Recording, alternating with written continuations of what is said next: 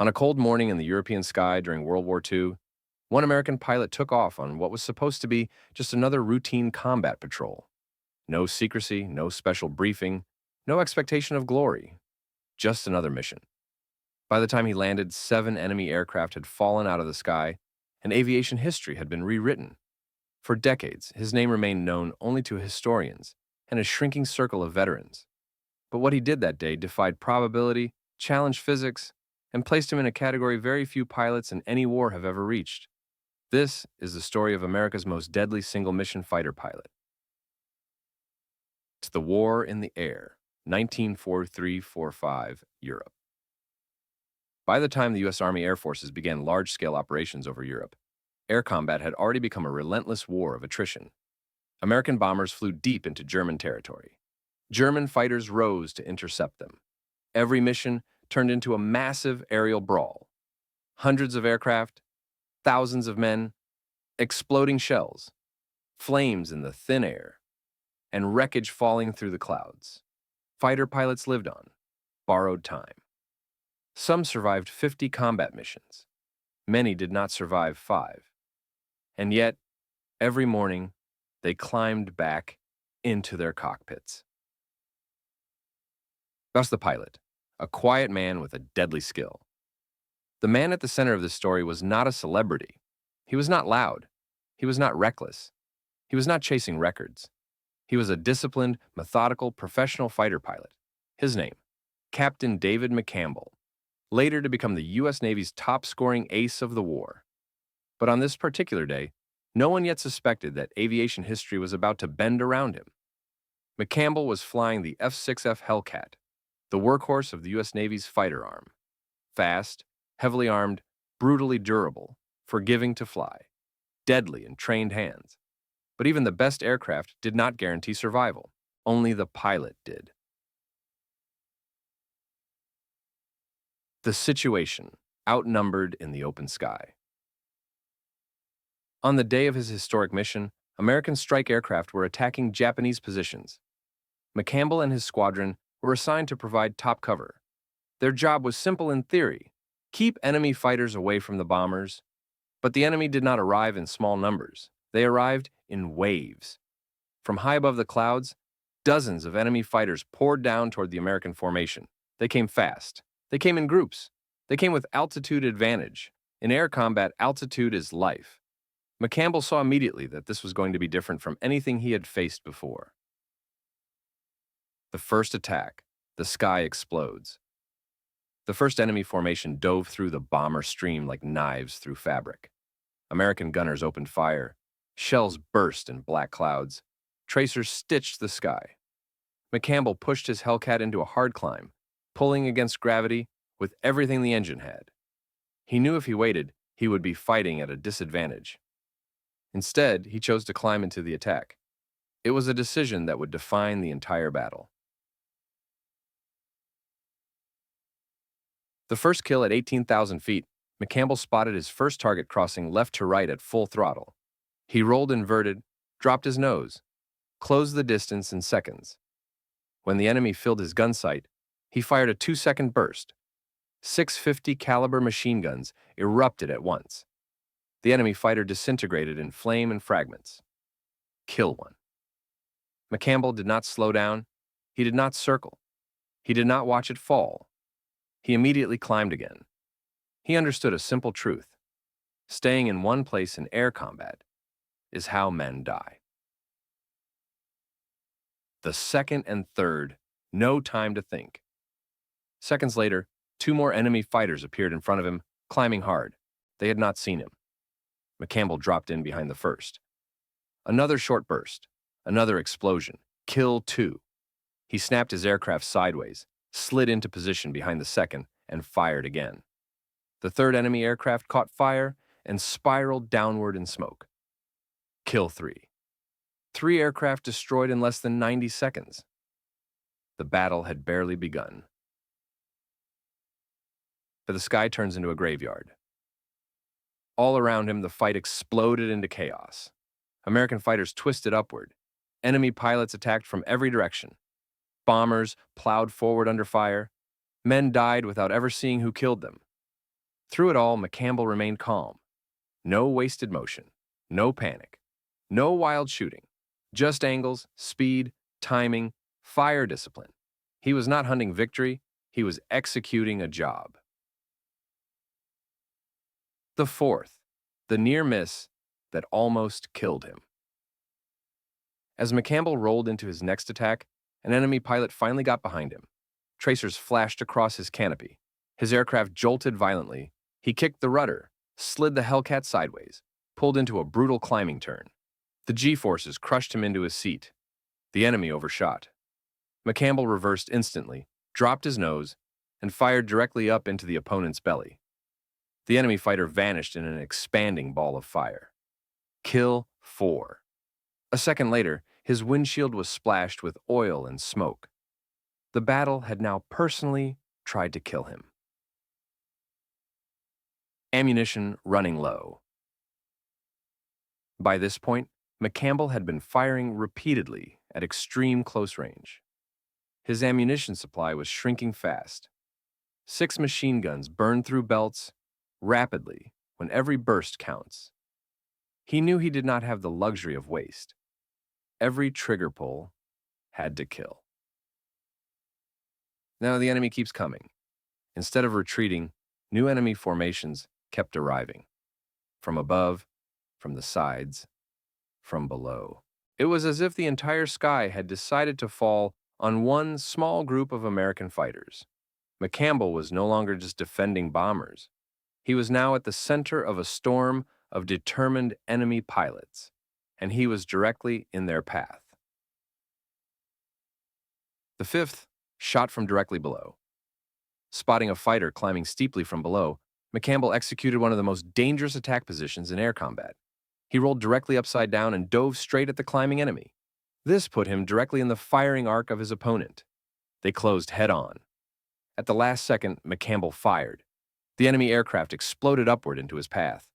His Hellcat punched straight through debris and flame. He barely escaped the wreckage. Kill 5, his ammunition counters dropped again. The mission had already become legendary. But it was not finished. The combat spreads, and McCampbell is still alive. By now, fuel was dropping. Smoke hung in the sky.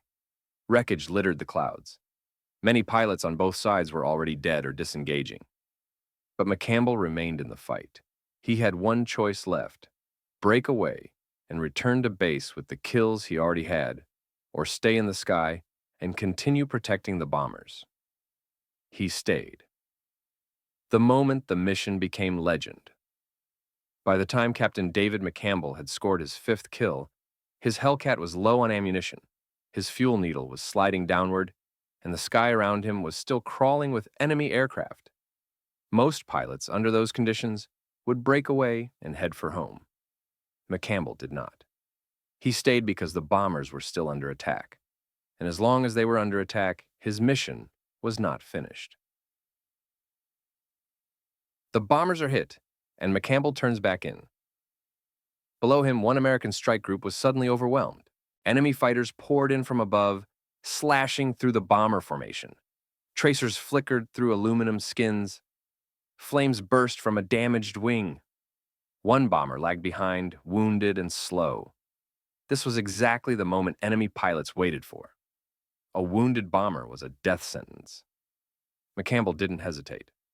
He rolled into a steep diving turn, sacrificing altitude to gain speed, and threw his fighter straight into the attacking group. He had no numerical advantage. He had no element of surprise. He only had timing. The 6th kill, the shot that saved the bomber. One enemy fighter had lined up perfectly on the damaged bomber, closing fast from behind. The gunner inside the bomber could already see death forming. McCampbell came from above and behind. The enemy pilot never saw him. At less than 200 yards, McCampbell fired a short, disciplined burst. The .50 caliber rounds struck the cockpit, the engine cowling, and the root of the wing. The fighter disintegrated in midair. The enemy pilot never pulled the trigger. Kill 6. The bomber survived. The crew inside never knew how close they had come to death. The situation deteriorates. Now he is truly alone. By now, the air battle had scattered. Some American fighters had pursued fleeing enemies. Others had burned fuel chasing targets beyond the main formation. McCampbell found himself increasingly isolated. Above him, enemy. Below him, enemy. To his sides, uncontrolled chaos. His radio crackled with broken messages. Smoke trails marked the fall of men on both sides. And still, the enemy was pressing. McCampbell checked his instruments. Fuel. Low. Ammunition. Critically low. He had enough for one more serious engagement. Perhaps two, if he made every round count. The seventh comes into view. The final duel. From his right side, a lone enemy fighter broke away from a group and turned directly toward the bombers again. McCampbell saw the intent immediately. This pilot was going for another kill, and there was no one else in position to stop him. McCampbell pushed his Hellcat into full throttle, engine screaming at its limit. He did not have altitude. He did not have surprise. What he had was closing speed and one final chance. The enemy pilot spotted him at the last moment and broke into a turn. At the longest 10 seconds of the fight, the two fighters circled tightly, banking at extreme angles. G-forces crushed McCampbell into his seat. His vision narrowed at the edges. The Hellcat shuddered under the strain. Every movement now was instinct. No tactics, no theory, only survival. The enemy pilot overshot by a fraction of a second. That fraction was enough. McCampbell slid his nose into position. He had only a partial deflection shot. His ammunition gauge showed almost empty. He fired anyway. At the seventh kill, the shot. He should not have had. The final round struck the enemy fighter along the fuselage and into the engine. Smoke burst from the cowling. The aircraft nosed over violently. A moment later, it broke apart. Kill 7. 7 aircraft destroyed by one American pilot in a single mission.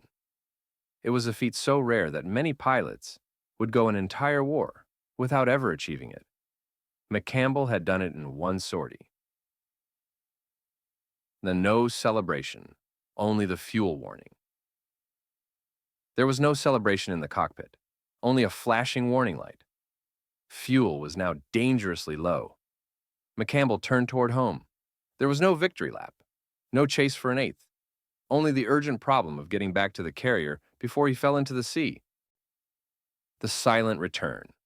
As McCampbell descended toward the fleet, the sky behind him finally began to clear. Enemy aircraft were withdrawing. The bombers were turning home. The mission, against all logic and probability, had succeeded. He lowered his landing gear. The deck crew signaled him in. As his Hellcat rolled to a stop on the carrier deck, no one yet understood what had just happened in the sky. To them, he was just another pilot returning from a mission. McCampbell cut the engine. Only then did someone count the confirmed kills. The number was spoken quietly at first, then again, and again. 7.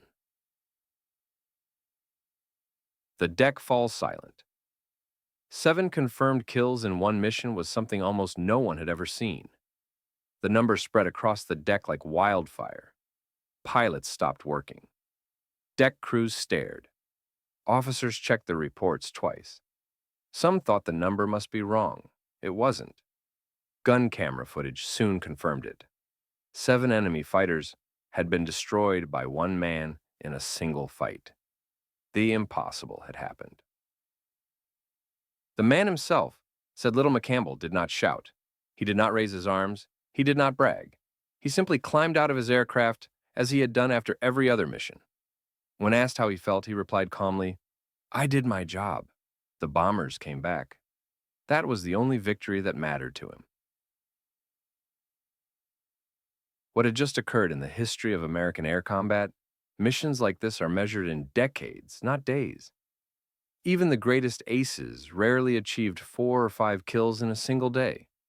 7 in one mission placed McCampbell in a category so narrow it barely exists. But the greatest significance of that day was not the number 7. It was what that number represented. 7 enemy pilots removed from the war. 7 attacks stopped. 7 bombers saved. Dozens of American lives preserved. A mission that returned home intact. A battle that could have ended in disaster turned into success by one man. And yet, this story was not finished. When the report reached command, back on the carrier deck, the kill reports moved quickly, from the squadron officers to the air group commander to the task force staff. At each level, the same reaction followed: disbelief. 7 verified kills in one mission was not just rare, it was almost unheard of in modern aerial warfare. Fighter battles in World War II were chaotic, fragmented, fast-moving. Pilots rarely encountered that many enemies and survived long enough to engage them one by one. Yet McCampbell had not only survived, he had dominated the airspace at the most dangerous point of the mission. Command reviewed, gun camera footage, witness reports, damage patterns, timing sequences, enemy loss confirmations. The evidence was undeniable. 7. The number held. Why? 7 in one mission was almost impossible to understand why this mattered so deeply. One must understand the realities of air combat. A fighter pilot typically carried enough ammunition for 15 to 20 seconds of total firing time. In that time, he had to line up his target, avoid defensive fire, maneuver through extreme G-forces, maintain situational awareness, conserve fuel, avoid collisions, and escape after every engagement. Most kills required multiple bursts. McCampbell had destroyed 7 aircraft without running completely dry. This meant extreme fire discipline, perfect deflection shooting, decisive target selection, and ruthlessly efficient timing. He had not sprayed bullets. He had cut down aircraft with surgical precision. Even elite aces struggled to repeat such performance once. Some never did. The psychological impact on the enemy pilots also filed reports. They described overwhelming resistance, sudden losses, multiple fighters vanishing in seconds, a single American Hellcat cutting through formations. To them, the battle felt less like a skirmish and more like an ambush by fate itself. Enemy squadrons withdrew from the area earlier than expected. Bombers passed through airspace that, hours earlier, had been a death trap. 7 aircraft destroyed shifted not only the tactical balance of that sortie, but altered enemy morale in that sector for weeks. McCampbell's reputation changes overnight. Before that mission, McCampbell was respected. After it, he was watched. Fellow pilots began studying his approach angles, how he climbed into attacks, how he broke away when he chose not to fire, how he protected bombers first, not his own score. He was not an aggressive hunter chasing numbers. He was a professional defender who struck only when the outcome served the mission. That distinction mattered deeply to combat pilots. The Medal of Honor recommendation. Within days, recommendations for the highest U.S. military decoration moved through the chain of command. The citation would later describe repeated attacks under extreme numerical disadvantage, destruction of multiple enemy aircraft, continuous protection of the strike group, refusal to disengage despite critical fuel states, and unwavering commitment to mission success. When the Medal of Honor was approved, it was not for 7 kills. It was for what those 7 kills made possible. The public never heard the full story at first. During wartime, details of such engagements were often restricted. Strategists feared giving the enemy tactical intelligence, revealing American engagement capabilities, or elevating individuals in ways that distorted reality. For a time, McCampbell's achievement remained largely inside aviation circles. Only later did the story begin to spread, and when it did, it left many stunned. The man behind the record. Those who knew McCampbell personally noted something unusual. After the mission, he did not celebrate. He did not drink. He did not retell the battle dramatically. He returned to briefings, returned to flight checks, returned to training his men. One officer later said, "He didn't talk like a man who set a record. He talked like a man who narrowly avoided dying, because that was the truth." At multiple moments in that fight, one minor error would have meant instant death. It's the strain behind the heroism. 7 kills in one mission was not only a physical achievement, it was psychological survival. In that short span of time, McCampbell had experienced repeated near-death moments, extreme G-force stress, constant threat from unseen attackers, the pressure of protecting bombers, and the awareness that every second could be his last. Few human nervous systems can absorb that level of stress without long-term effects. But McCampbell did not show weakness. He carried the weight quietly. The record that stood apart. Throughout the war, many pilots achieved 4 kills in one mission, 5 kills in a single engagement. But 7 remained something else. An outlier. A statistical anomaly. A mission that defied the law of averages. It became the benchmark by which future air victories were measured. And no matter how many aces followed, the question always remained, could anyone ever do that again? What history often misses. When history reduces such moments to numbers and records, something essential is lost. Those 7 aircraft represented 7 men who did not return, 7 families that would receive telegrams, 7 futures erased, 7 decisions made in desperation against one man who simply would not yield. Air combat is not clean victory. It is rapid, violent subtraction of life. McCampbell understood that. He never referred to the fight as a record. He called it simply a hard mission. Yet the war did not pause for one man. Despite the magnitude of what occurred, the war continued without hesitation. The very next day, new strike groups launched. New pilots took off. New losses followed. There was no pause in the sky. There was no moment of reflection. Only more missions. McCampbell returned to the air again and again. He was not finished.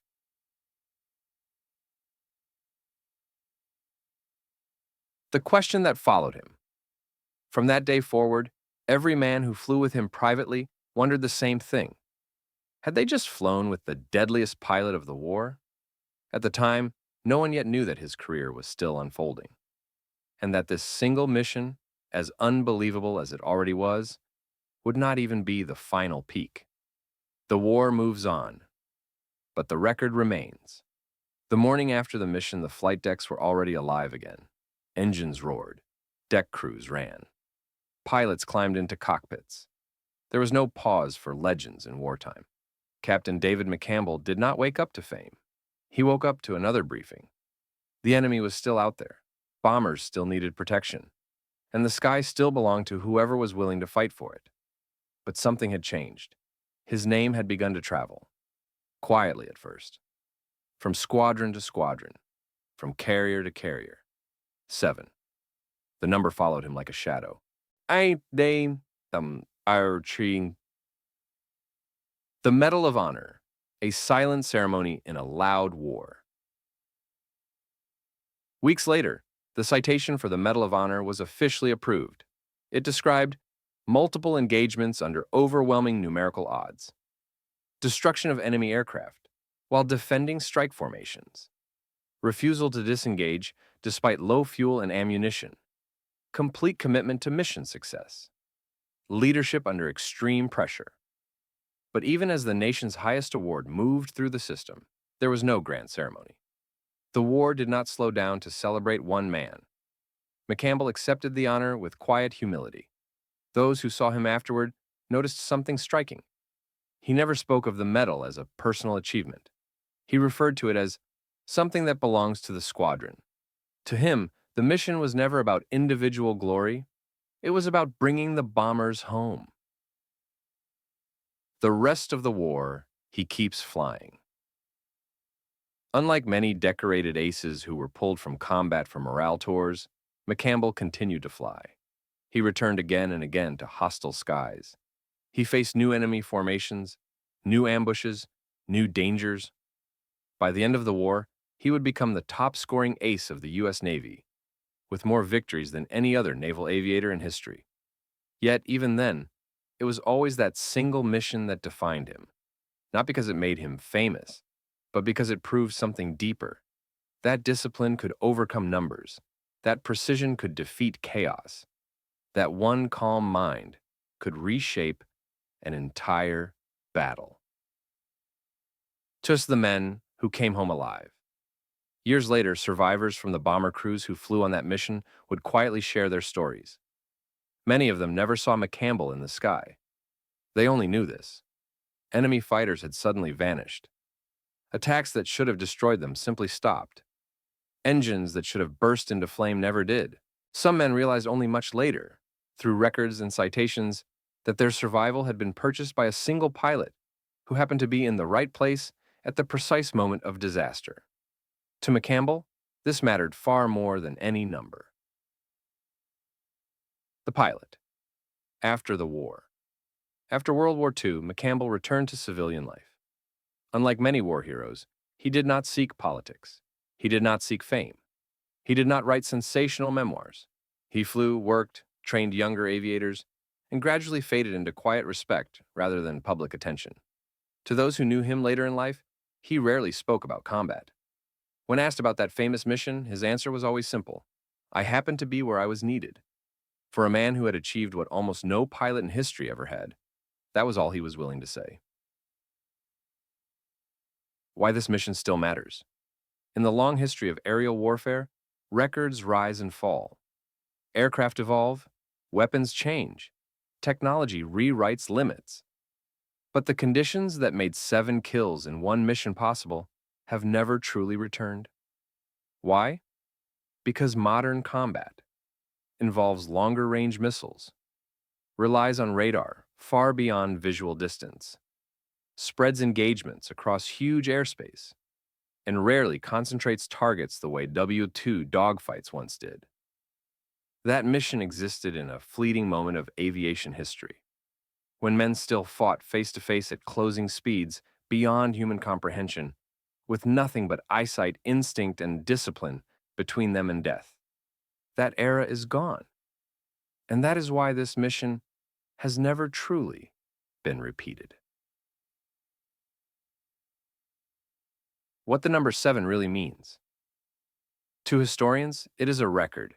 To statisticians, an impossibility that somehow occurred. But to those who understand aerial combat, 7 means 7 successful attack decisions, 7 perfect timing calculations, 7 accurate deflection shots, 7 escapes from return fire, 7 survivals from situations where survival was unlikely. It is not a story of luck. It is a story of control under the most violent conditions a human being can face. The silent truth about heroes. There's a quiet truth about men like McCampbell. They do not see themselves as exceptions. They see themselves as professionals who were forced into extraordinary circumstances. They measure success differently, not by applause, but by who lived. McCampbell never counted his victories aloud. He counted the bombers that returned. The final picture. One man in a sky of flame. For a brief span of minutes in wartime sky, a single American pilot stood against a flood of enemy aircraft and refused to be pushed aside. He was not louder, not stronger, not protected from death. He was simply steadier, and that steadiness changed the fate of dozens of other men in the air that day. The battle passed. The sky cleared. The war moved on, but the record remained. Final word, when skill met history. History often remembers wars in massive numbers: divisions, fleets, casualties, industrial output, global strategies. But sometimes history pivots on one cockpit, on one set of hands on a control stick, on one mind making split-second decisions while the world explodes around him. The mission where one American pilot shot down 7 planes was not a miracle. It was the final result of training, discipline, restraint, courage, and the refusal to break. And that is why this mission will remain one of the greatest single-day performances in the history of air combat. Not because of the number 7, but because one man was equal to it.